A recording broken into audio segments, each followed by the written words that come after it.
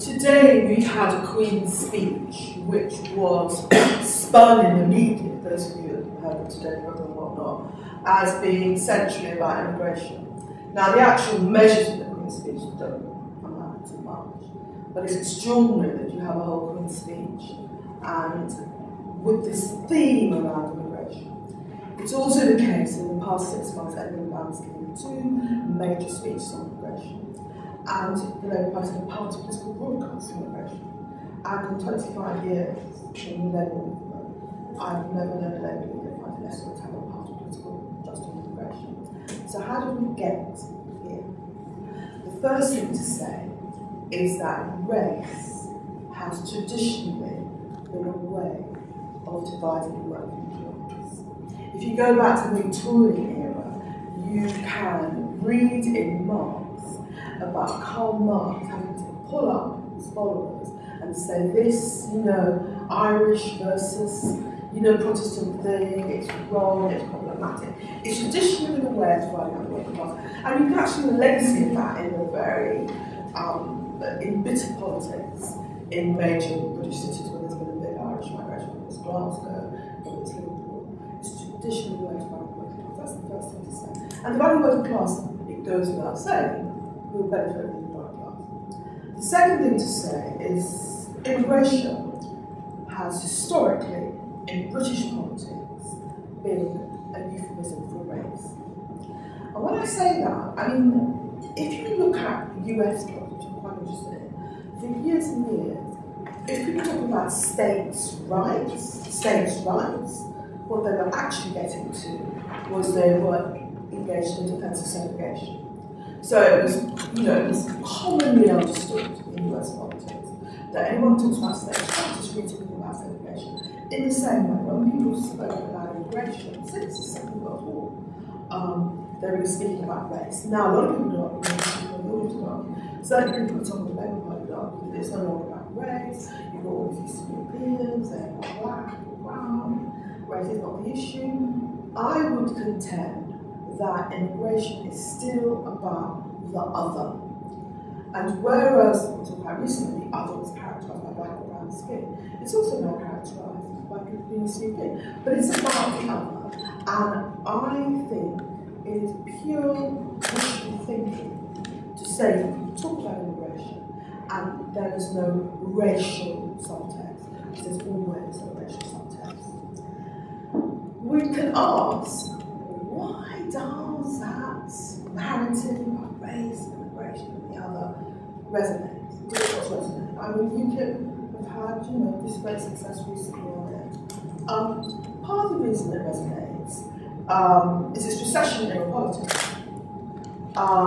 Germany in the 30s, under Weimar, when they were in the middle of the downturn, where they were having to pay huge amounts back in reparations to the winning powers. The Germans got exercised by the other. The other in the Weimar in the 30s was Jews.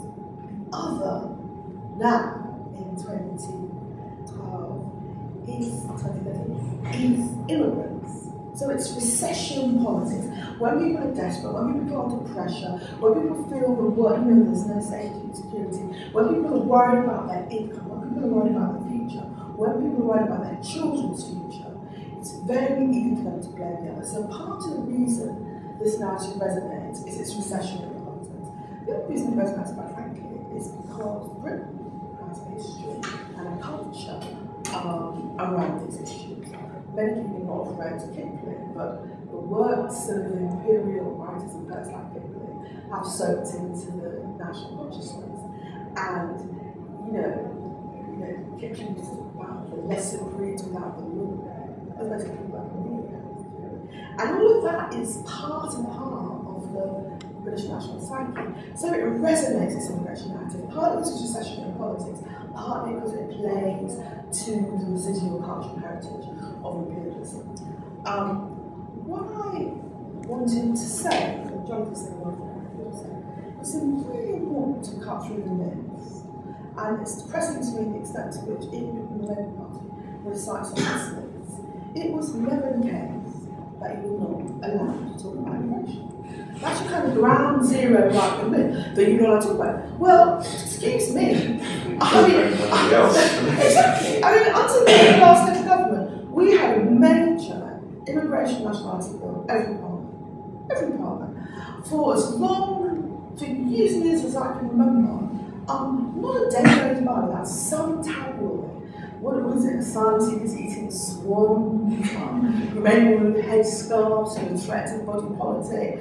You know, for years and years and years, not a day goes past without a story in the tabloid press or even perhaps in the bullshit press, which is not my migration.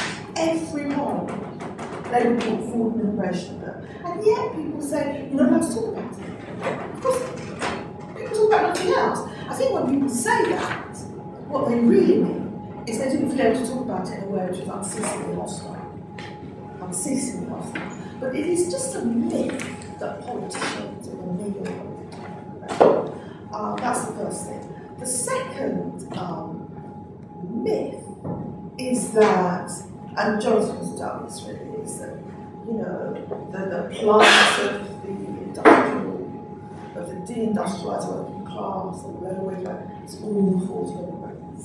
You know, for better or worse, low wages are a consequence of predatory employers, liberalised markets, and you can believe in liberalised markets, but you know, liberalised markets, predatory employers, much weaker trade unions, and not enough employment protection. Now you might say liberalised markets are a good thing, that's fine, but don't tell me that low wages are a consequence of individual immigrants, it's a consequence of these economic conditions.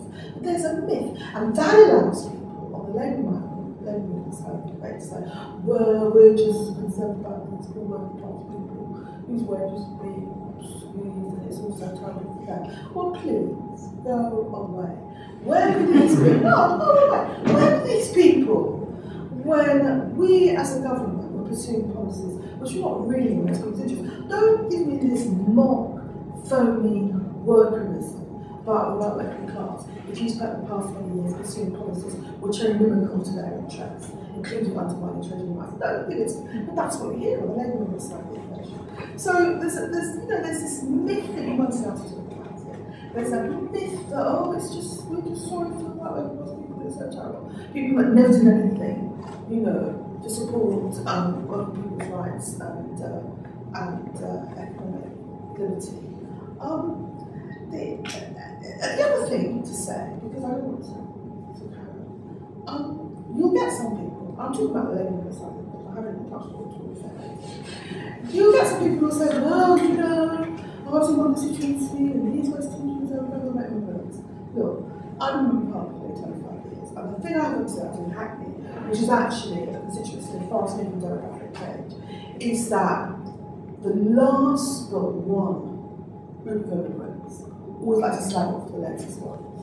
So the Jews, slag off the Irish, slag off the West Indians, who now slag off the Vietnamese, slag off the Europeans. But it's about economic sequencing, actually. Part of saying I belong here and part of society is to be able to be rude about the very latest things to come here. That doesn't mean to say that anti-immigrant rhetoric is ever right. So, you know, because I mean, I remember I was doing midwife surgery and these two West Indian girls came in and they came to the flat and I had to tell them I was going to be very difficult and they got very huffy. And as they went to the door, they said to me, I suppose we're good at Eastern European, we can get any flat. I got trying to say some but, you know, bringing people who are second and third generation immigrant background to support an anti-immigrant narrative is dishonest politics, you know. And the reason that, I suppose, let me say a couple of things. Why you know that anti-immigration, anti-immigrant politics are recessionary politics and not really grounded in the rational is because the things that people say about Eastern European migrants are exactly what they say about West Indian migrants, are exactly what they said about Jewish migrants, and exactly what they said about the Irish in the 19th century. They're driving down wages. They eat this horrible food. They live in terrible housing conditions. They go out without money. You know, you could literally, it's word for word always the same. And that's a clue. This isn't about the objective reality of having people from overseas in your midst. This is about a visceral reaction. During the 2010 election, I was in Hackney, I was working there in Hackney, but I spoke to friends outside of London just to find out what's happening in their constituencies. And I spoke to a friend and colleague who's in a constituency in Lancashire, which is all right. And I said, what's happening? What are people talking about?